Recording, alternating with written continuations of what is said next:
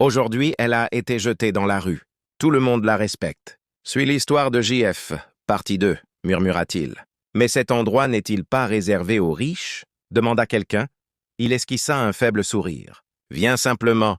Si tu n'as nulle part où aller, viens. Puis il partit et referma la porte, laissant Blessing seule dans le noir. Elle marcha pendant des heures, sans famille, sans amis, sans abri, le ventre vide. Le vent soufflait à travers les arbres et elle se retrouva sur un banc à un arrêt de bus, tenant son sac en plastique. Son ventre gargouillait, mais elle serrait dans sa main le billet de 500 naira. Au-dessus d'elle, les lumières de la ville brillaient, mais aucune ne semblait éclairer sa vie. Elle s'allongea, recroquevillée, ferma les yeux, les larmes trempant ses vêtements. Son monde semblait s'être effondré. Le lendemain matin était froid. Un froid qui ne vient pas seulement du temps, mais aussi d'une nuit passée sur un banc, en morceaux, sans rien pour se couvrir. Acceptant la douleur et le désespoir, Blessing se réveilla au son des klaxons et des cris des chauffeurs de bus.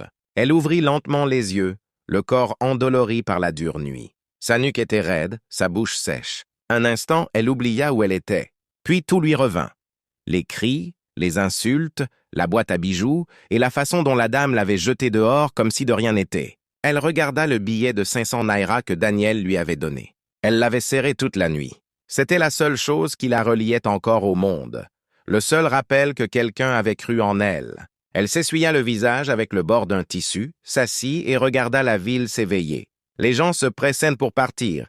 Les vendeurs criaient leur prix. Le ciel était gris et la ville semblait plus froide que d'habitude.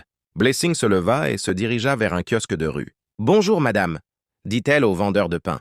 La femme la regarda de la tête aux pieds. « Vous ne voulez pas acheter ?»« Oui, madame », répondit Blessing en levant son billet de 500 naira. « Donnez-moi un petit pain et 3 akaras, s'il vous plaît. » La vendeuse lui donna un demi-petit pain et 3 akaras dans un sac plastique. Blessing prit son argent et remercia.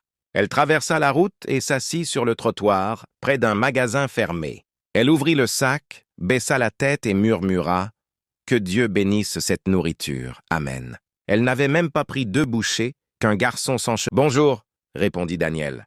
Ils entrèrent dans la propriété et Blessing resta sans voix. La maison ressemblait à un rêve. Murs blancs, pelouse verte, fontaine, porte en verre, voiture de luxe parfaitement alignée. « C'est ici que tu habites ?» demanda-t-elle. Daniel sourit sans répondre.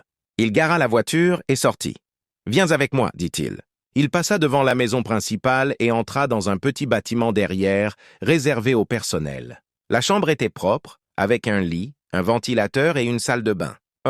Tu peux rester ici, abonne-toi pour la suite. »